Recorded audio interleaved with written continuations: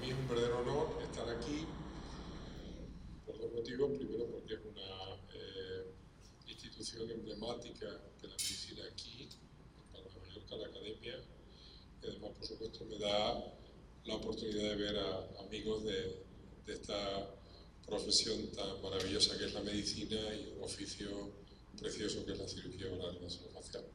Entonces, claro, ahora yo tengo una responsabilidad muy grande, porque tengo además que, dentro del marco de un acto de la academia, con el rigor que lo caracteriza, de alguna manera les tengo que justificar que estén ustedes aquí divirtiéndole o por lo menos entreteniéndole. ¿De acuerdo? Entonces, vamos a empezar diciendo que, bueno, yo soy cirujano maxilofacial y ya saben que es una especialidad médico-quirúrgica que se refiere sobre todo, o que está pendiente del diagnóstico, está pendiente de la prevención y del tratamiento de las enfermedades de la cara, con especial mención quizá a la cavidad oral. Miren, todo esto empieza hace 45.000 años, cuando el Homo sapiens era un tipo bastante plano, bastante poco imaginativo, y no se sabe por qué. En distintos sitios del mundo, fundamentalmente en Europa, se empiezan a hacer una serie de figuras dentro de las cuevas, no solamente dentro, sino en la parte más profunda de las cuevas, con lo cual tanto para hacerlas como para disfrutarlas o verlas, hacía falta utilizar el gadget de la época, que no es otra cosa más que el fuego. Pero curiosamente, estas figuras eran todas iguales, en muchos sitios distintos, y la eterna pregunta es si esto se puede considerar arte. Bueno, pues posiblemente no, porque tenía una función. El inicio del Messenger o del WhatsApp empezó aquí. Aquí había una serie de mensajes encriptados, en virtud de las cuales había una serie de conexiones. Verán que no hay ninguna figura humana, sin embargo aparecen figuras humanas 30.000 años más tarde, hace 15.000 años, cuando ya empiezan a aparecer figuras sin ningún tipo de identificación. Aquí tienen una figura muy emblemática, muy histórica, la Venus de Willendorf, que apareció cerca de lo que es el cauce del Danubio, en Willendorf precisamente. Es una figura hecha de un barro calizo de 11 centímetros, que ven ustedes que tiene la cara oculta y que curiosamente es algo de símbolo, un símbolo de la fertilidad. Hoy en día nos parecería un símbolo de la fertilidad.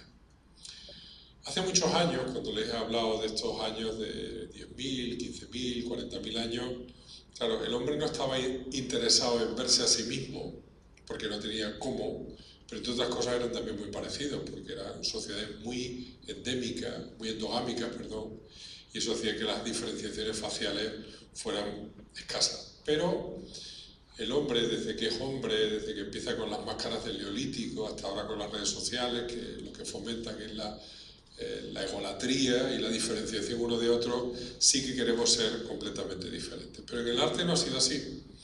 En el arte vamos a ver varios ejemplos donde el arte, o lo que nosotros hoy consideraríamos como arte, aunque entonces no fuera arte, porque tenía una utilidad no meramente estética, pues resulta que no había una gran diferenciación facial.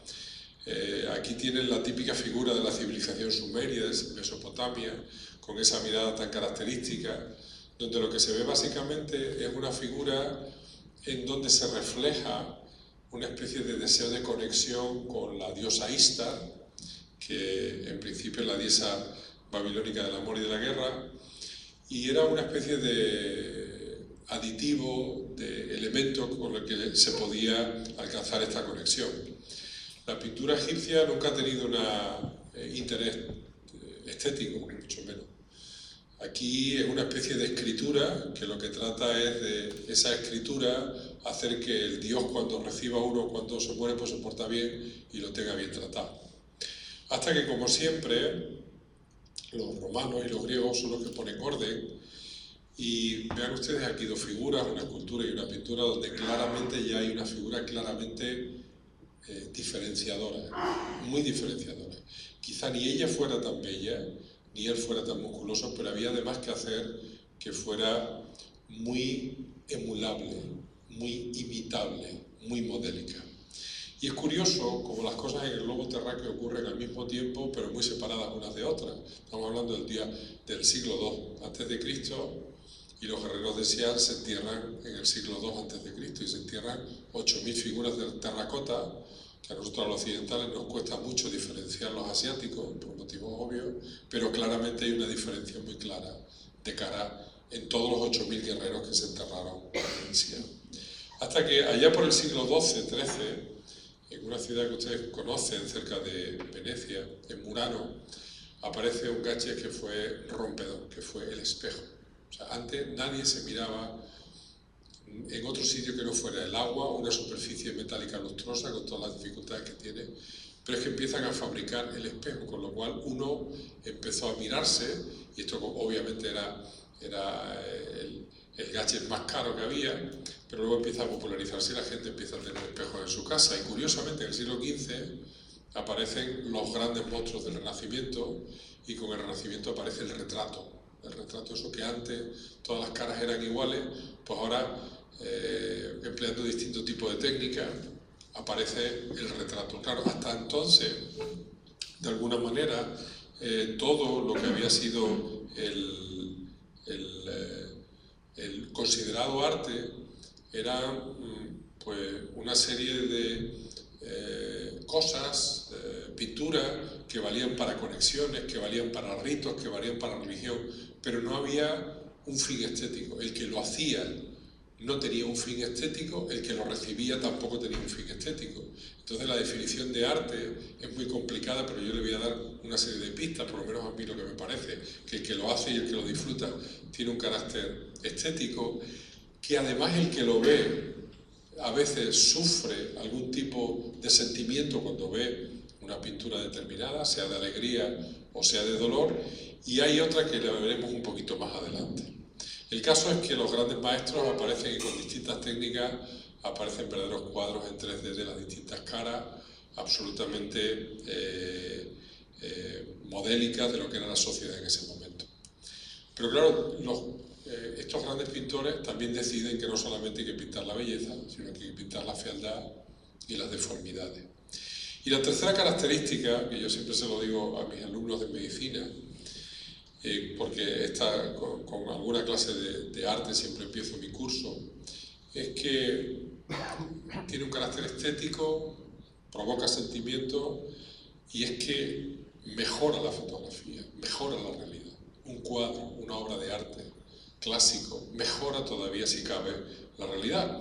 Pero claro, cada pintor tiene su propia percepción, tiene distintos tipos de técnicas, pero además tiene su percepción distinta.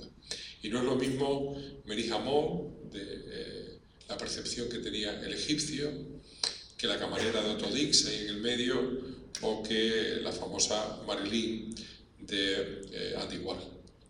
Hay una característica que me parece portentosa, y es la Polaroid que llevaban esta gente en el cerebro, me estoy refiriendo al siglo XVI, XVII y XVIII, que veían a alguien durante 40 o 45 segundos y lo inmortalizaban en su cerebro y luego lo plasmaban pues 8 o 9 meses después.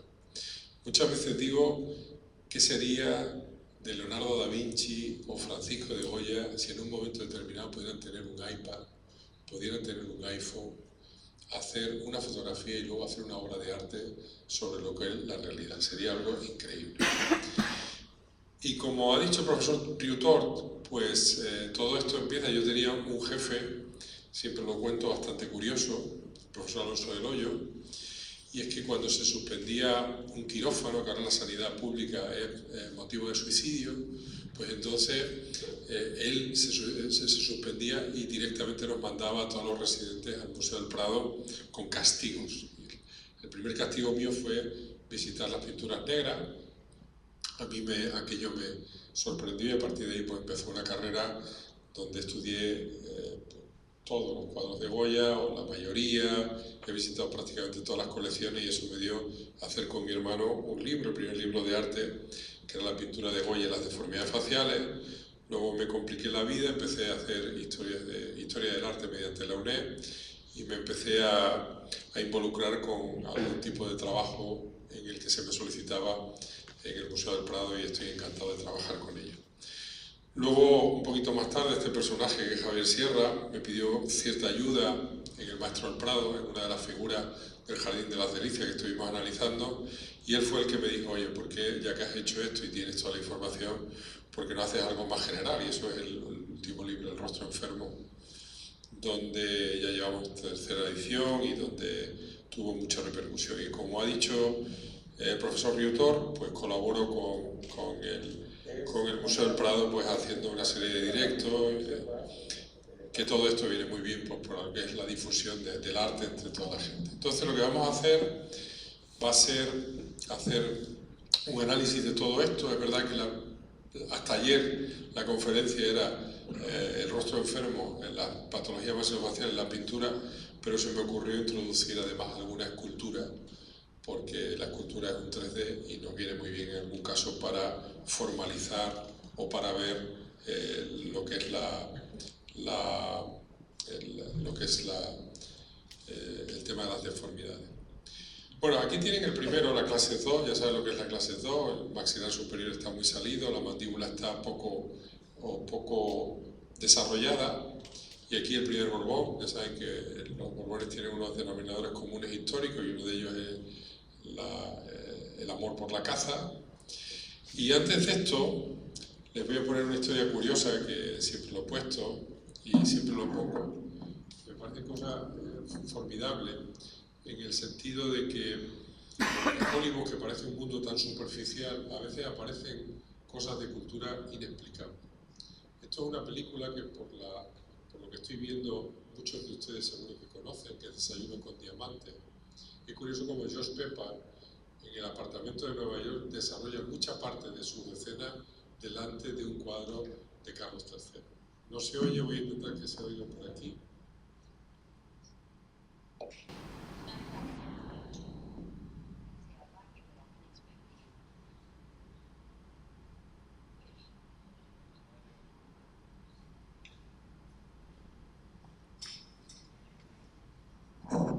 And it is serious.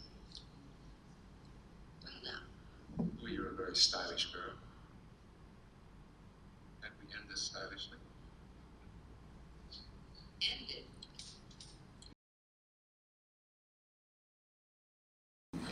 Y Carlos III, que tenía una enorme nariz, pues siempre, cada vez que acuñaba una moneda con su perfil, pues felicitaba al personal de la fábrica de la moneda por haber introducido esa cara con el perfil y con esa nariz dentro del perímetro de la moneda, ¿no?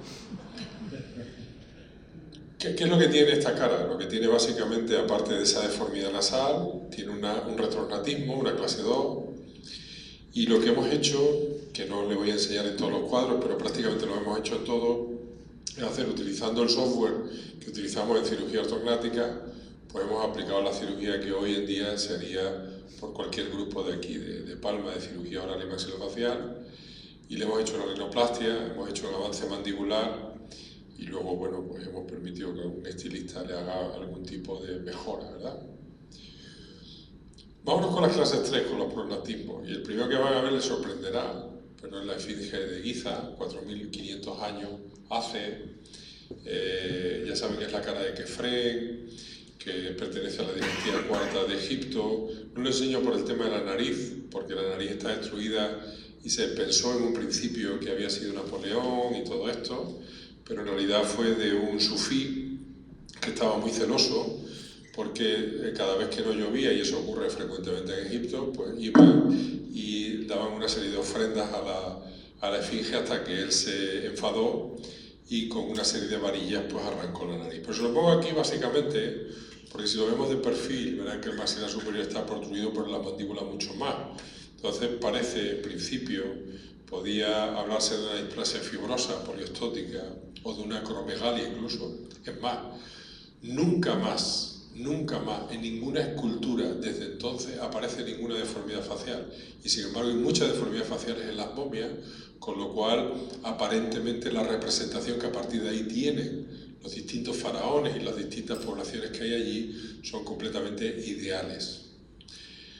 Nos vamos con una cultura, la cultura Nok, que nace 5 siglos antes de Cristo, quizá bajo el amparo de Egipto, en lo que sería ahora Nigeria, y desaparece de una forma misteriosa 300 años después. Y se lo pongo porque en terracota hacen una serie de figuras que son extraordinariamente...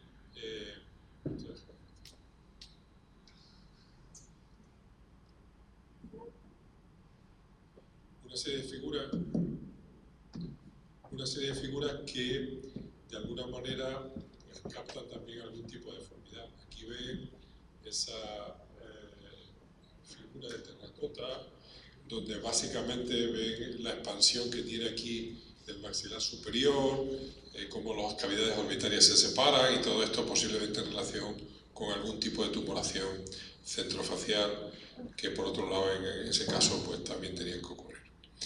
Y aquí llega el chollo de la cirugía maxilofacial, que son los Habsburgos, ¿no? Esto empieza ya por el siglo XIII-XIV, el castillo de Habsburg, el castillo del Halcón, en lo que sería Suabia, hoy sería parte de Suiza. Empezó como una familia muy humilde, pero luego empiezan a hacer una serie de matrimonios, acuerdos, algún tipo de alianza que hacen que fueran la familia más influyente durante muchos siglos en Europa. Le echan...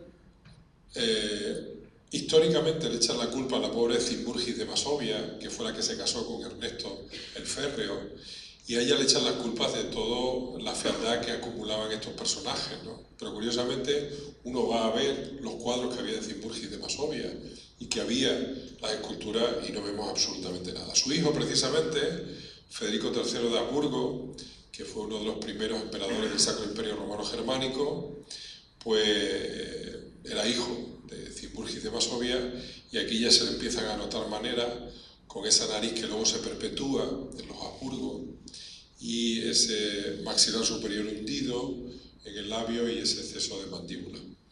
Su hijo Maximiliano I, aquí lo tiene, hijo del emperador Federico III, y Leonor de Portugal pues también aparece ahí con un pronatismo, por lo menos con una mandíbula poderosa, es de Durero. Curiosamente Durero hace bocetos y en esos bocetos luego vemos que hay algún tipo de diferencia entre lo que es el boceto inicial y luego quizá cómo dulcifica la imagen cuando lo pinta.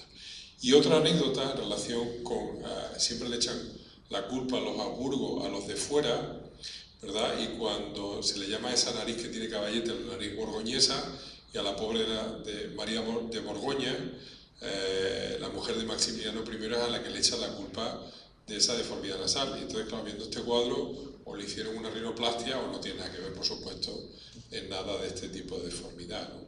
Pero es curioso cómo se ve aquí a Maximiliano, cómo se ve a María de Borgoña, muy bien ahí, y ahí se ve a Carlos I, nuestro Carlos I con sus hermanos.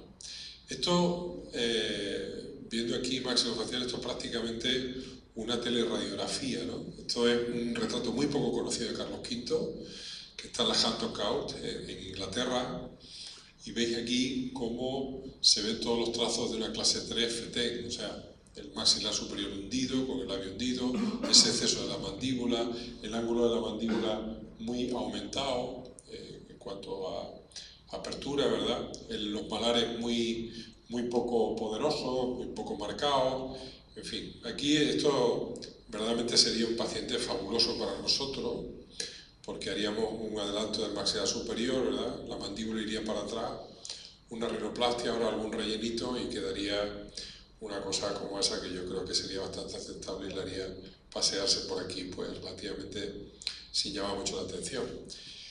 Leone Leoni es alguien que contacta a María de Hungría, la hermana de Carlos V, cuando estaba por aquella zona, por Flandes y todo esto, era una gran señora, que hace un contrato con Leone Leoni. Y Leone Leoni hace distintos tipos de bustos, tanto de Carlos V como de su hijo Felipe II, etcétera, etcétera. Está en el Museo del Prado.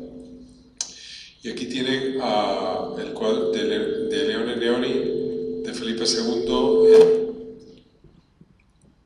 en el Museo del Prado. Y siempre lo digo, que hay que ir al Museo del Prado para ver muchas cosas, pero si van a ver a Felipe II de Leone Leoni, párense mucho porque llama mucho la atención en el pétalo rico que ahí está toda la historia de la Biblia, ahí está toda la historia de España, o sea, es una auténtica maravilla Leone Leoni lo que hace ahí. Y hay camafeos incluso que están en el Museo de Arte de Nueva York, en el Metropolitan, donde ven en primera instancia a Carlos V y a Felipe II en segundo plano. Felipe IV, pues Felipe IV va acumulando prognatismo y vamos viendo ahí con todo lo que son las deficiencias faciales que arrastran los Habsburgo: prognatismo mandibular, déficit maxilar, la nariz orgullosa, aparece los típicos signos. Hemos hecho lo mismo que hemos hecho en principio con sus antecesores: maxilar superior para adelante, mandíbula para atrás, un poquito de rinoplastia y algo de estilismo, y eso sería lo que nos queda. Y todo se acaba con Carlos II, el hechizado.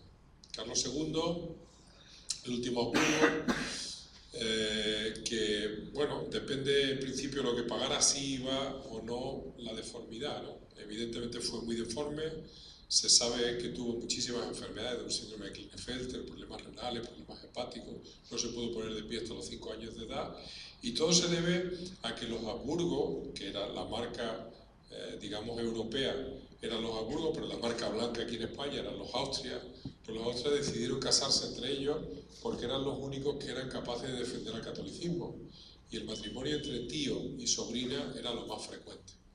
Y de hecho, de Felipe I el Hermoso hasta Carlos II hay 11 matrimonios, de los cuales hay 9, digamos, con una riqueza, porque es entre tío y sobrino. Con lo cual, es lógico que esta persona pues tuviera la gran cantidad de enfermedades y luego la gran acumulación de deformidades faciales que hizo. Aquí lo que haríamos sería lo que hemos hecho con sus antecesores y con ese resultado.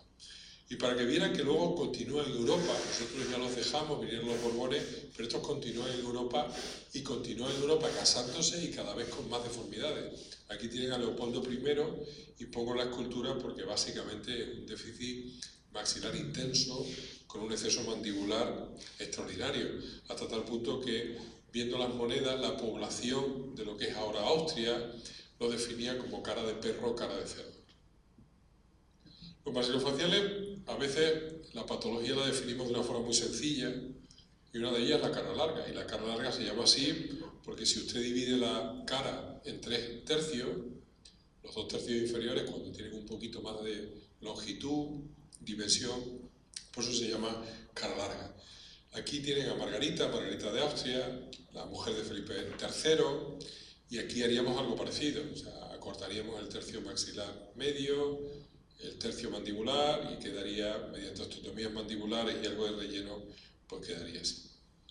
En traumatismo hay una historia muy curiosa y muy poco conocida, que es la de este pintor, Jacques-Louis David, el pintor que hizo, como ven ahí, el juramento de los Horacios, la muerte de Marat.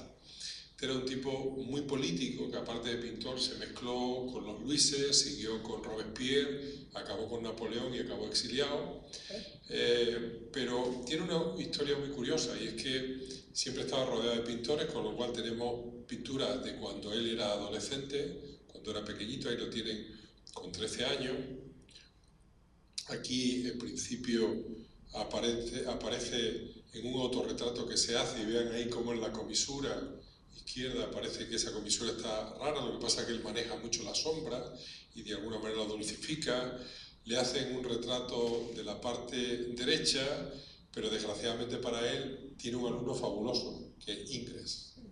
Ingres le hace el retrato de perfil de la parte derecha, pero es tan bueno que ya se ve que algo ocurre al otro lado. Cuando le siguen haciendo retratos, se van dulcificando, se sigue viendo esa deformidad que hay en esa zona y aparece ahí. Se sabe que él tuvo un accidente por arma blanca, posiblemente un accidente de esgrima, que era el pádel de la época, era el esgrima, y una posibilidad de un duelo. Posiblemente fuera el esgrima por lo que hay en la biografía suya. No hay ningún tipo de notificación sobre algún tipo de pelea, pero lo más doloroso para él ocurre cuando acude, él ya está exiliado en Bruselas, y un alumno suyo, Horace Vernet, le pide que le quiera hacer un retrato. Entonces le dice obviamente que tiene que ser el perfil derecho. Lo que pasa es que Horace Vernet arrastraba una historia muy dolorosa, y es que su tía de alguna manera fue a comprar unos muebles, resulta que los muebles eran de la República, y a su tía, pues siendo de la República, pues la solución era clara, la guillotina, ¿no? Entonces le pidieron ayuda a Jean-Louis David para que intercediera con Robespierre y tal, y la ayuda no llegó, la mataron, y como buscó la venganza era supuestamente yendo a hacer un retrato en la parte derecha, pero se lo hizo básicamente de la izquierda.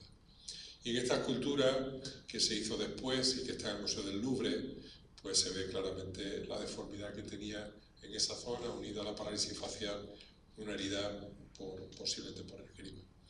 Otto Dix es el pintor de la posguerra, de la Gran Guerra, que se llamaba entonces la Primera Guerra Mundial para ahora. Ese pintor que hace muy bien todo este mundo de los cabarets, de los charleston, del jazz, y donde se ven todo ese tipo de rostros inexpresivos que denotan una ausencia de felicidad y que permanece bastante latente en toda su obra. Es el pintor de la lujuria, de la prostitución, de la decadencia, de los tullidos. Fijarse en estas muletas propiamente de un tullido de guerra. Pero a nosotros lo que nos interesa es esa de la parte izquierda que está escondidito ahí, y que obviamente en esa primera guerra empiezan a utilizarse mucho lo que son las granadas, las bombas explosivas. Y estas bombas explosivas producían una gran cantidad de alteraciones, de traumatismo, de pérdida de sustancia alrededor de la boca y alrededor de la nariz. Entonces no había los modernos o los actuales injertos o colgajos que hay ahora, y se tenían que conformar con una máscara y cambiar continuamente de máscara. Francis Bacon, el que ve un cuadro de Francis Bacon ya prácticamente lo reconoce inmediatamente por esos fondos monocromos y sobre todo las figuras poligonales o aritméticas o con determinado tipo de repetición que hace que la morfología de un Bacon sea muy conocida. Es un pintor muy autobiográfico y como tal autobiografía, su amante es homosexual y su amante se suicida, y una semana después pinta este cuadro. Y pinta este cuadro obviamente autobiográfico, imaginativo. Él no se encuentra así, pero él se plasma como una persona que ha sufrido un traumatismo facial, con ese edema a nivel orbitario, con el edema maseterino, el edema facial izquierdo, y es muy interesante de ver este cuadro en el Centro Vaticano. Otro diagnóstico claro, de pueblo llano, la sonrisa gingival, ya saben, si uno sonríe y se ve más de 2 milímetros, eso se llama sonrisa gingival, y habría que tener un tratamiento ortodóntico quirúrgico. Hay muchas sonrisas gingivales en el arte, pero a mí me llama mucho la atención esta, ¿no? Este de Jakob Kornespad-Otzaen, que está en San Petersburgo, es una figura que llama mucho la atención por la influencia de Durero, y cuando uno se acerca al cuadro, pues nos damos cuenta de que aparte de la sonrisa gingival es un personaje misterioso, enigmático, digamos un poco terrorífico. La periodontitis, hay muchos cuadros con periodontitis, la piorrea famosa, ¿no? Pero me llama mucho la atención que es el Conjuro de Francisco de Goya, donde ven que están iniciando a alguien y que han localizado a una víctima. Ahí aparecen siempre, Goya está muy obsesionado con los fetos y la muerte tan abundante que había de gente joven y que se atribuía al diablo.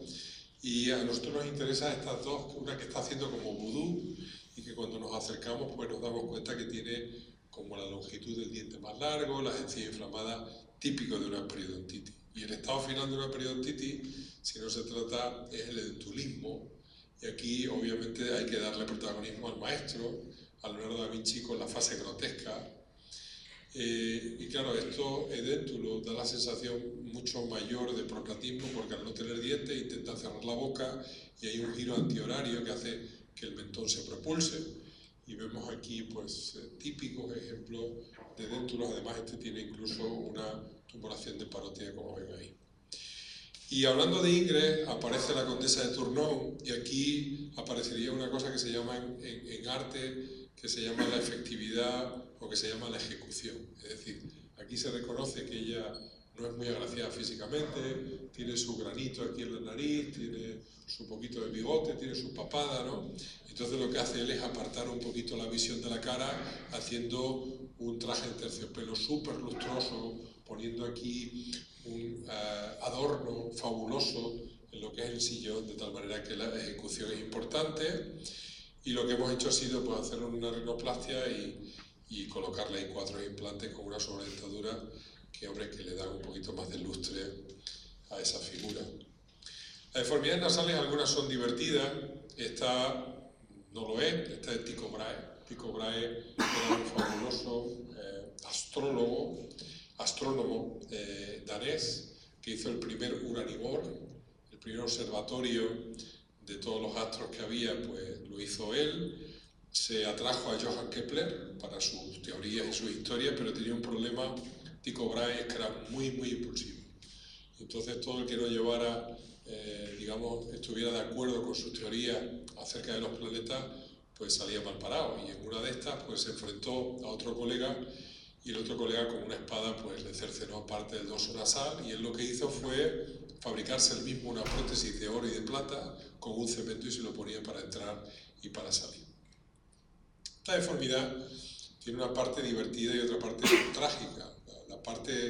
La teoría trágica, este es el típico escena donde usted va a la Galería Uffizi y ve colas y colas y colas por el color que es tan llamativo, por el perfil. El duque de Urbino. Y bueno, este hombre, la teoría, digamos, oficial sería que se introdujo de alguna manera en el círculo más íntimo de la mujer de un Medici, y entonces pues esto acabó en un duelo. Él se vino arriba en el duelo era a caballo, y antes había un protector facial que él se lo quitó, se puso una rosa entre la boca, pues para expresarle el amor a esa mujer, y obviamente el enemigo supo bien claro dónde tenía que atizarle con la lanza. Le arrancó un ojo y supuestamente también le quitó la parte de arriba nasal.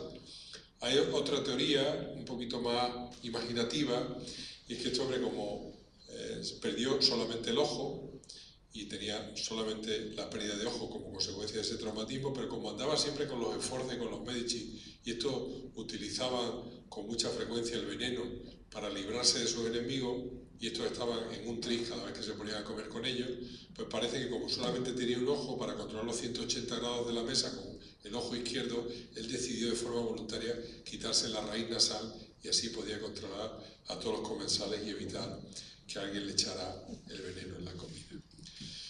Y esto es la portada del libro, que es un cuadro fabuloso de Domenico Ghirlandaio, del Louvre, ese rojo que siempre ha aparecido del Renacimiento, y esa diagonal que siempre atrae tanto cuando se hace una pintura, la composición diagonal, y sobre todo los contrastes, ¿no? El contraste del viejo con el joven, la arruga contra el piel liso, el pelo dorado contra el pelo cano, en fin. Es una maravilla, y a nosotros nos llama la atención sobre todo esa imagen, y esa imagen Domenico Ghirlandaio hacía muchos camafeos, y entonces es curioso cómo en unas imágenes del mismo personaje pinta la misma deformidad, incluso con más intensidad que en la pintura. Esto es una rinofima de manual, una hipertrofia de folículos pilosos que a veces se asocia al alcoholismo, pero que no tiene nada que ver en muchos pacientes. Pero hay una curiosidad, y es que hay un famoso cineasta que visita el Louvre en el año 1973 y queda tan impresionado por el cuadro que luego en la mejor película de la historia, que sabrán ustedes en cuanto empieza a funcionar esto a cuál me refiero, pues le dedica 50 segundos a esa imagen del cuadro que a él le fascinó.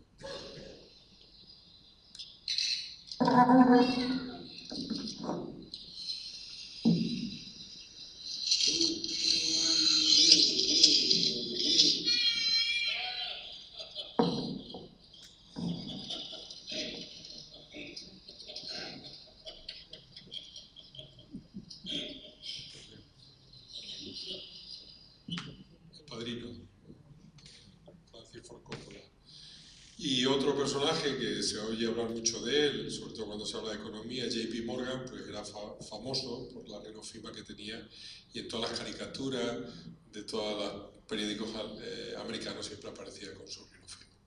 Fijaros qué diferencia hay en este personaje entre lo lustroso, lo elegante que tiene ese traje, y sobre todo la cara un poquito cómica que tiene por esa deformidad nasal. Le ha desaparecido toda el dorso nasal, básicamente eso se llama nariz en silla de montar, y en esa época la primera patología que había que asociar con esto es la sífilis. Sabemos que luego tuvo una ceguera con 46 años, Gerard de Lairez, y es un diagnóstico típico de una nariz en silla de montar por una sífilis. La lepra, aquí tienen un cuadro de Hans Holbein, donde aparecen una serie de imágenes, una serie de figuras, una serie de lesiones papulosas, no hay úlceras, con lo cual se pone, hoy en día no se da mucho caso a que era una lepra, incluso se habla de que podía ser una sífilis, pero en cualquier caso esto es uno de los muchos ejemplos que hay en la pintura, en el arte, con respecto a la lepra. En tumores hay mucho. Este cuadro está en el Museo del Prado, un cuadro fabuloso. Siempre aparece en la pintura flamenca el fondo. Lo que pasa es que en la pintura flamenca, hasta este cuadro, siempre había mucho fondo. Y aquí es como si el pintor hubiera cerrado el teleobjetivo y se quisiera focalizar en los personajes, en la mirada de los personajes. Básicamente, aparte de lo negro, la persona central, el padre, está bastante serio. Hay lo que se llama distribución heráldica. En la parte izquierda van los varones, en la parte derecha van las hembras, las mujeres. Y estos dos hijos, los más jovencitos, están haciendo ahí un escorzo, uno para tener un libro y otro para agarrar un reloj de arena, posiblemente como alegoría al tiempo. En cualquier caso, hay una sensación de tristeza, de dolor por la falta de la madre, está bien claro, que es lo que nos da la atención. Y a mí, ¿por qué se lo pongo aquí? Porque fijándome en el cuadro hace unos años, me di cuenta que cuando uno se va a la chiquita tiene una tumoración propia de un quiste dermoide. Los quistes dermoides que no se operan, y antes no se operaban, pues iban creciendo, eran quistes de nacimiento, y ven ahí que bien se ve cómo hay un bultito típico de un quiste dermoide. Vuelve a aparecer Piero della Francesca, el del duque de Urbino, con esta fabulosa ejecución de la resurrección. Ven ahí la ejecución como la hace en tres planos,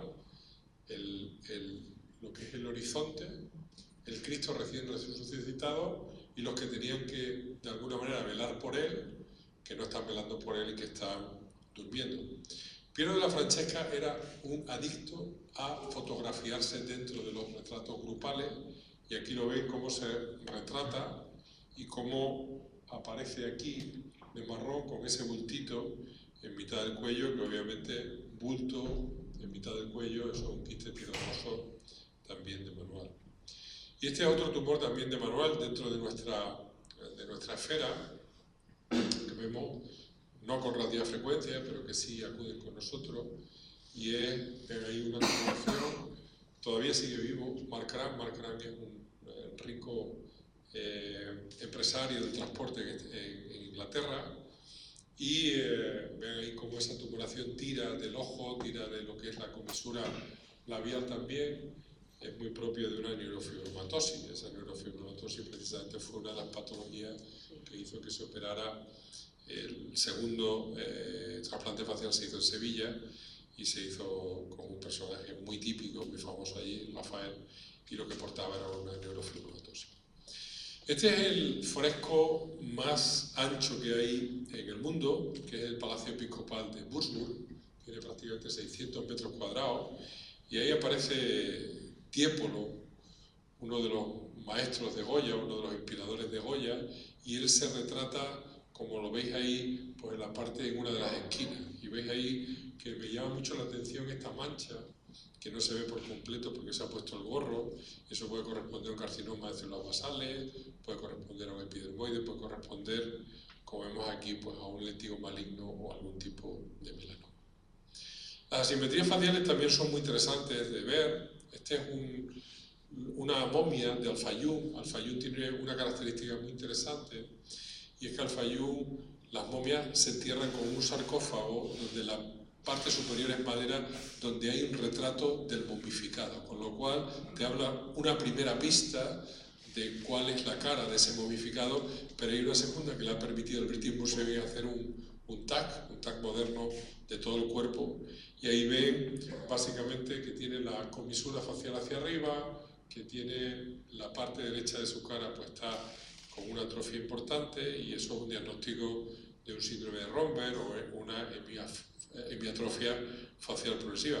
Por cierto, otro personaje emblemático que tuvo varias patologías, pero una de ellas una hemiatrofia facial progresiva, y de hecho se quedó su barba, fue Abraham Lincoln. Esto es un personaje que aparece en un cuadro de Sandro Botticelli, de Sandro Di Mariano Filippepi, que luego se llama Botticelli, porque su hermano es el Botticello, es el que hace las botas para que almacenen ahí el vino. Y es un cuadro muy interesante porque la historia te deja abierta la puerta de quién era este personaje. Podía ser alguien del taller, posiblemente por lo desenfadado que es, pero antes se hacían muchos retratos de jóvenes que iban a la guerra y morían. Eran hijos de ricos comerciantes y fijaros lo virtuoso que tenía que ser el pintor para, mediante, sin fotografía, darle una serie de indicaciones a los padres o los hermanos, hacer al final un cuadro que se pareciera a la persona que ya estaba fallecida. Pero en cualquier caso, este es un cuadro de Sandro Botticelli. Y Sandro Botticelli era un tipo muy realista y muy naturalista. De hecho, tiene un San Agustín que, si os fijáis en las manitas, es un San Agustín con unas manitas propias de un reumatismo. Si vais a la Galería Uffizi y veis el nacimiento de Venus, veréis a Simonetta Vespucci, que es quien ocupa toda esta zona, que sabemos históricamente que murió de una tuberculosis con 18 años, pero si nos acercamos un poquito, veréis esa deformidad en las manos que tiene, posiblemente en relación con una artritis reactiva, por ejemplo, la tuberculosis. Pero en cualquier caso, volviendo al cuadro, veis que es un cuadro donde se aprecia que esa frente, la parte de su frente derecha está más prominente, la órbita está un poquito más alta y más prominente, el hueso malar, el arco mandibular está un poquito curvado, y eso es típico de una escoliosis facial, por el motivo que sea, y como hemos visto, pues incluso nos permite hacer un análisis en 3D y ver este tipo de deformidad. Vamos a los bocios, y no les tengo que explicar en qué consiste el bocio, esa hipertrofia, y hay bocios muy interesantes, ¿no? Hay bocios, por ejemplo, de Cleopatra Sepia Philopator, en el templo de Dendera, que si nos acercamos a ella vemos que es un clásico bocio. Y luego lo que yo siempre digo, cómo las estatuas, cómo los bustos, cómo los cuadros se convierten en verdaderas historias clínicas. Aquí tenéis algo de Esmirna, donde veis que hay un bocio, este es un varón, y sin embargo una mujer, en la parte derecha esto se localiza en Troya, cerca de Troya, lo que debería ser Troya, pero fijaros que si aparte de lo que es la tumoración cervical nos fijamos en la morfología de los ojos, eso es la típica morfología ocular de un Grace Bassett, y es muy interesante analizar este tipo de cosas en el arte antiguo o en el arte clásico. Y mire, si a Julio César le agobiaba algo era encontrarse con los francos, con Asterix y Obelix y compañía, ¿no? Porque estos se distinguían porque tenían unos caballos enormes, iban con unos cuellos terribles.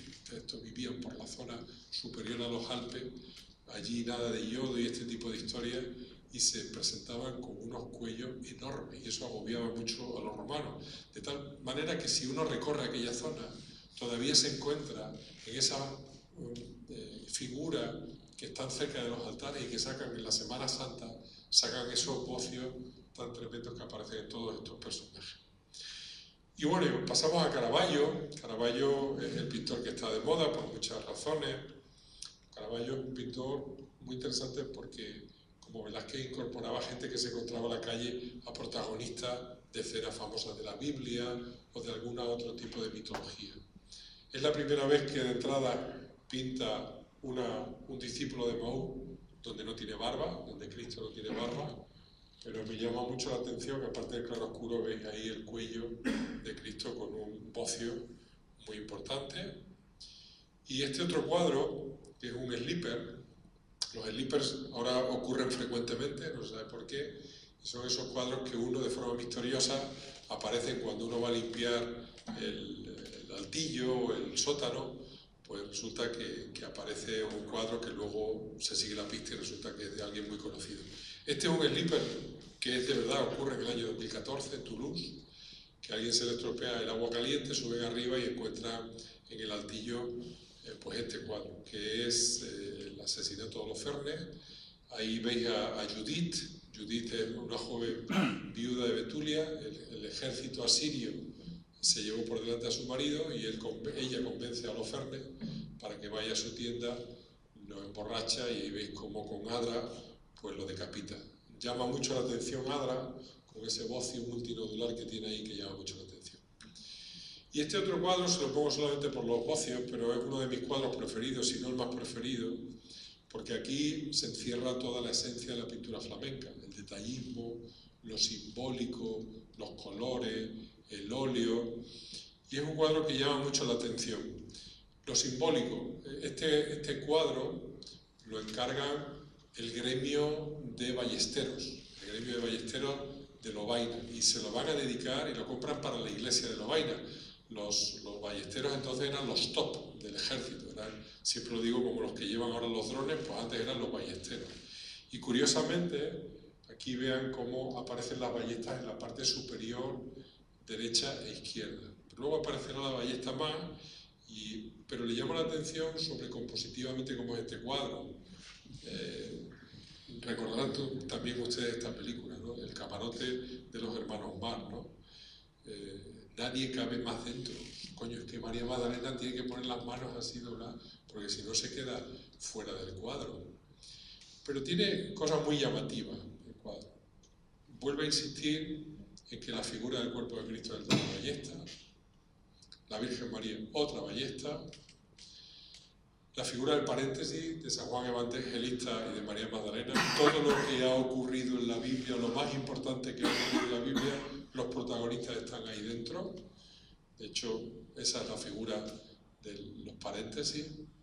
Y luego es el primer experimento que hay en la pintura europea sobre psicopintura, o sea, sembrar lo que antes les he comentado, sembrar o levantar algún tipo de ánimo, de sensación, y aquí lo que pretende es levantar el dolor.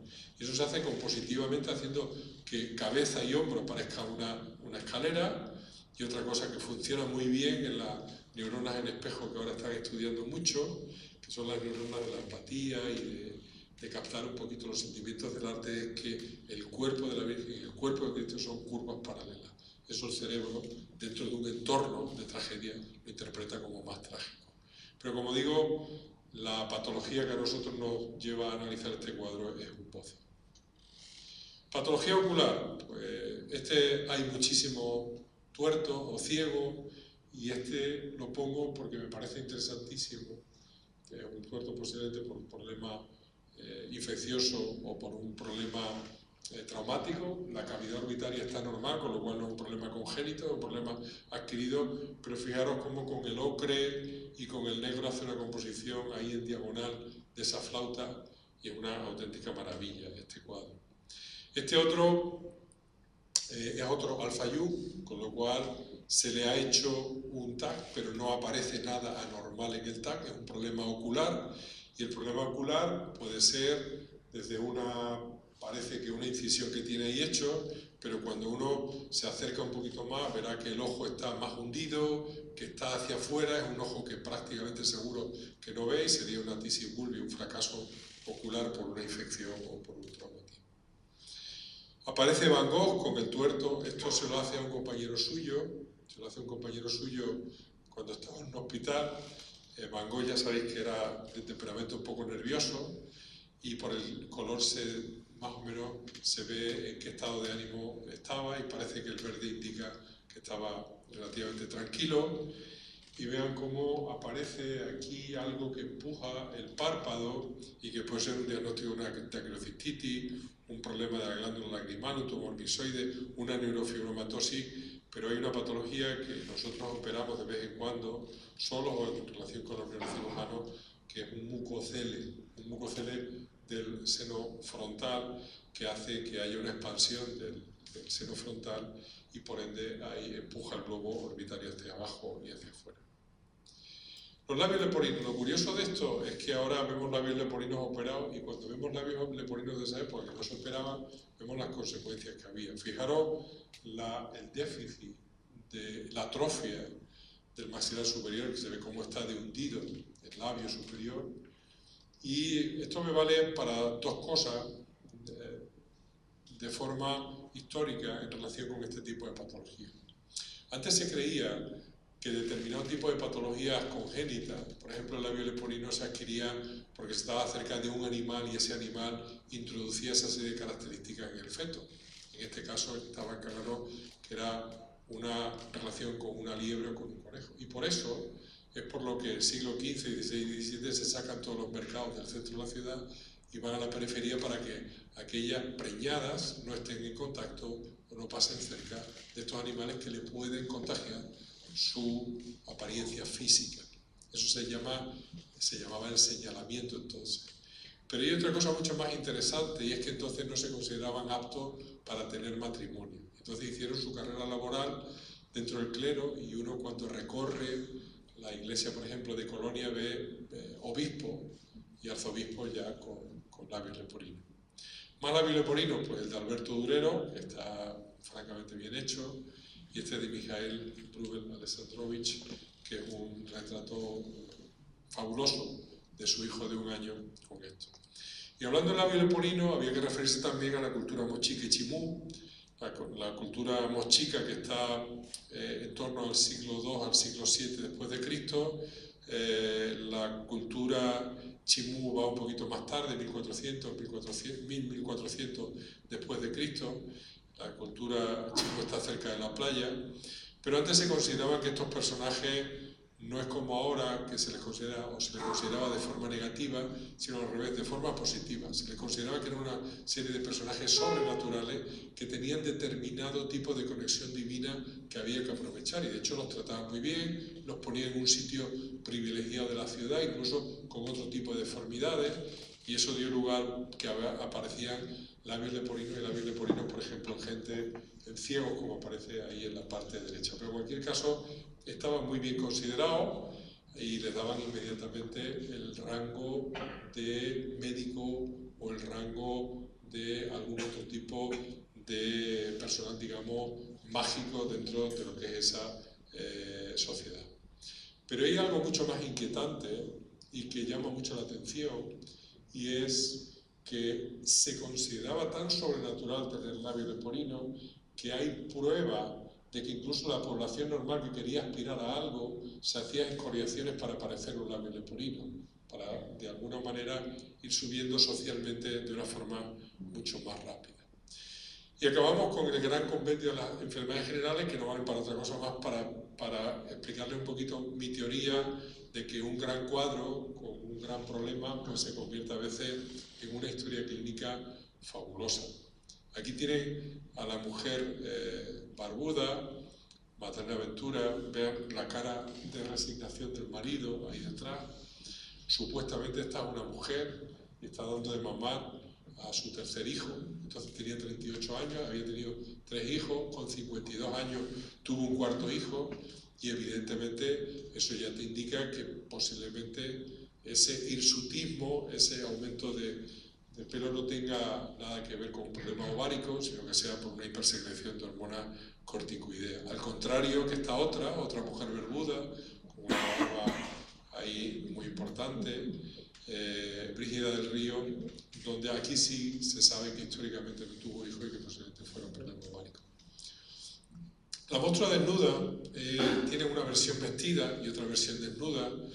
Estos entraban dentro de lo que es el grupo de la burla, que se llamaba, que acompañaba a todos los reyes. O sea, un rey para tener alto escalafón tenía una gran cohorte de deformes y de gente que llamaba mucho la atención, desde enanos hasta gigantes o personas que tenían problemas físicos. Y esta se incorporó a la corte de Carlos II. Se decía que tenía 6 arrobas con 6 años, o sea, aproximadamente unos 70 kilos.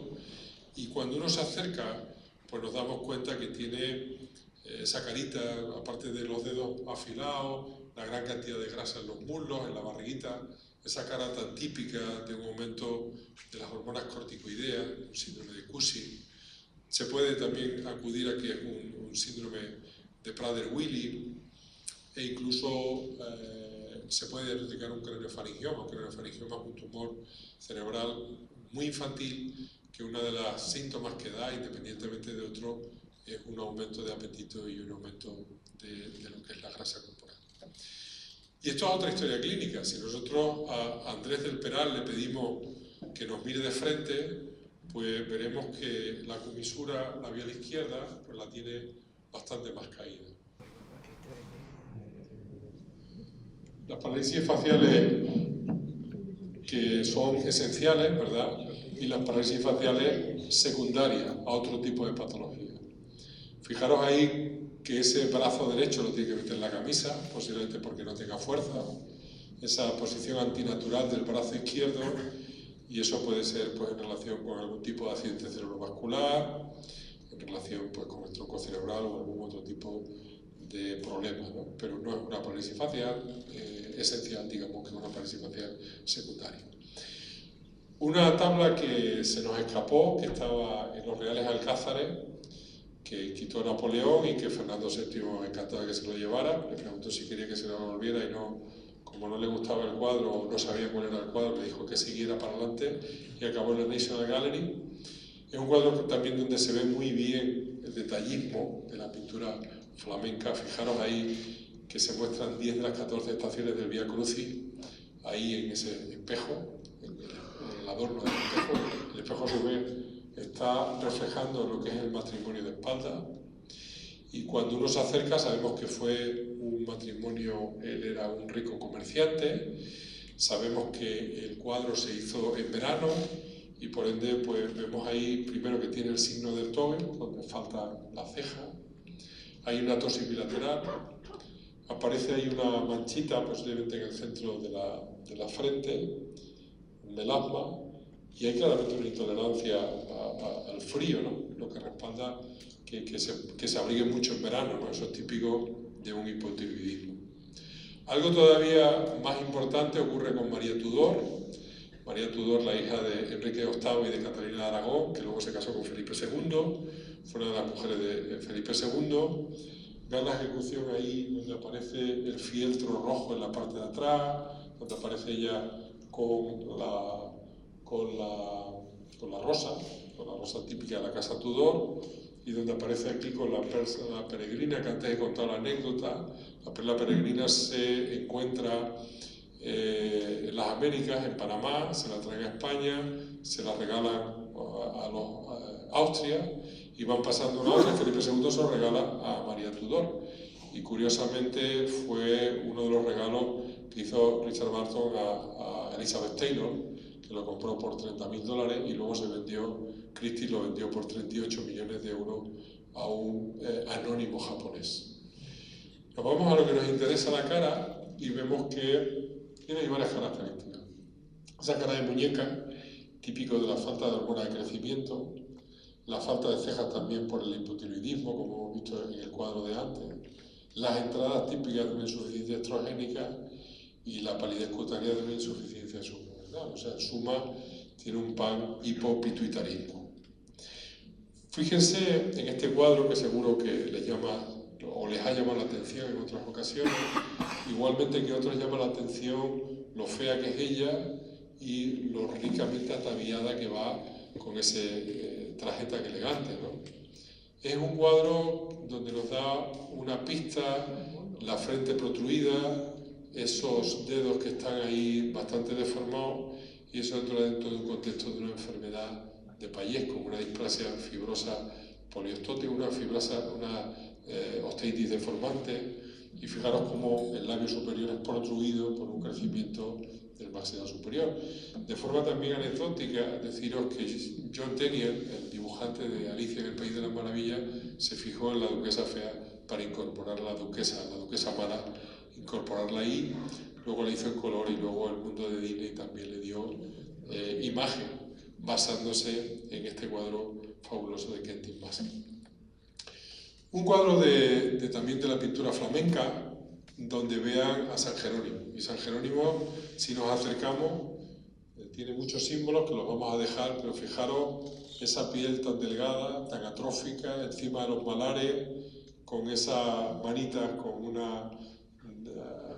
los dedos deformes, con esa boca tan constreñida, con esas costras, posiblemente en relación con una esclerodermia, una enfermedad autoinmune que da una típica cara propia de una esclerodermia. Y para ir acabando, este cuadro es un cuadro de Gustav Klimt, La mujer dorada, el simbolismo bizantino. Gustav Klimt nunca hizo retrato, solamente se lo dedicó a la mujer de Ferdinand Bloch-Bauer, que era un azucarero vienés que había hecho una fortuna inmensa. Y este cuadro siempre lo cuento, luego hablaremos de la patología porque me llamó mucho la atención cuando se lee la historia de este cuadro. Este cuadro fue un cuadro que quitó el régimen nazi, posiblemente Hitler en uno de sus apartamentos lo tenía para él, y lo recupera y vuelve a ser el símbolo de la sociedad vienesa, en concreto de la sociedad austríaca, pero más concretamente de la sociedad vienesa. Se mete en Belvedere y la nieta hace una reclamación,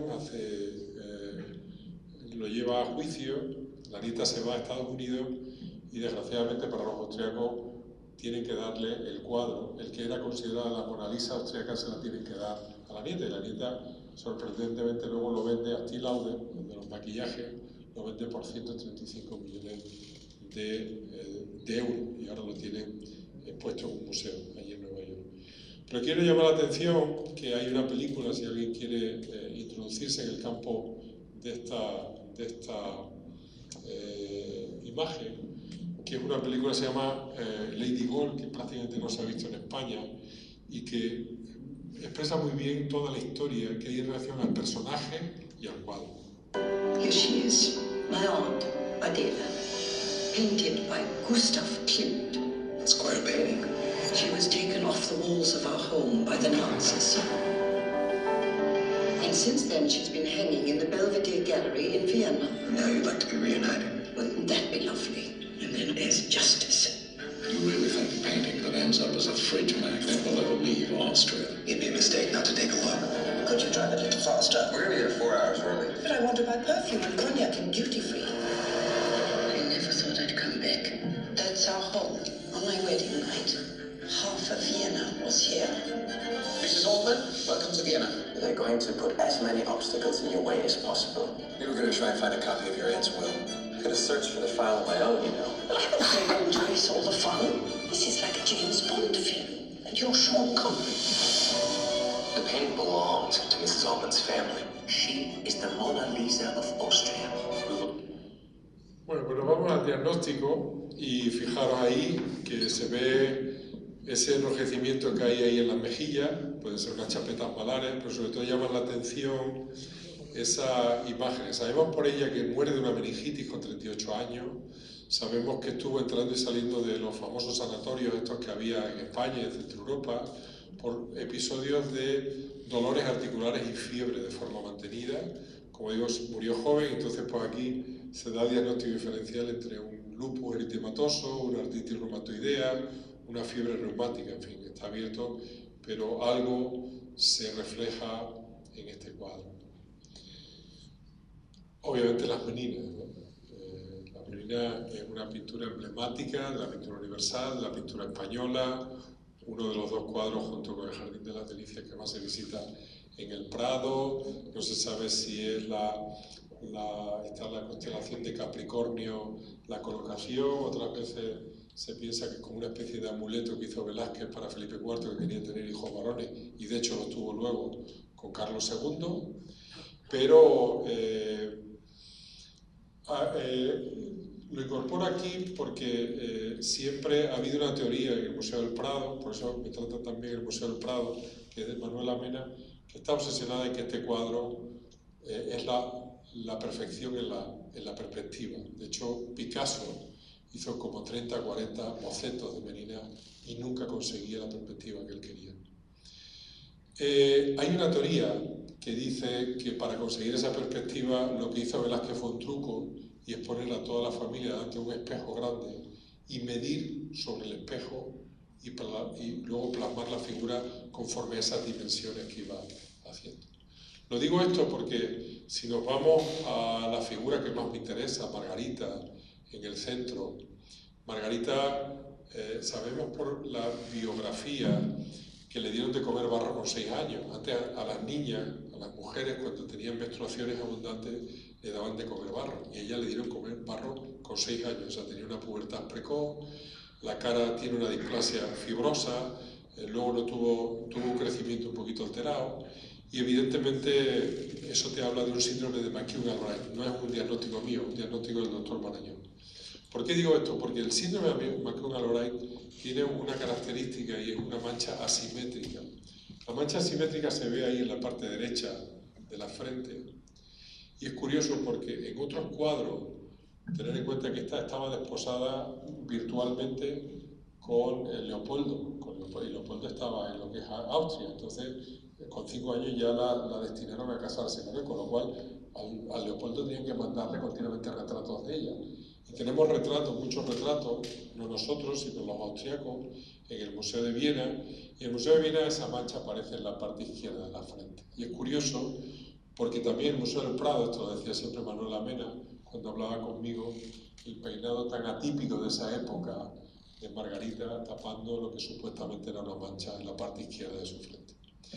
Y por último, la Gioconda, ¿no? Si no aparece la Gioconda, pues como el disco de Rosalía, que no está en este mundo, ¿no? Entonces hay que hablar un poco de la Gioconda, y la Gioconda ha tenido, creo, que yo cuente 43 diagnósticos, desde embarazo, parálisis facial, oligofrenia, esclerodermia, borrachera, en fin, tenía de todo. Pero si nos vamos ahí, vemos ahí ese puntito que tiene en el ángulo interno del ojo, que a más pues, se podía diagnosticar como un santelasma. Ella murió con 38 años de forma súbita y ahora están posiblemente desenterrando sus restos en Milán.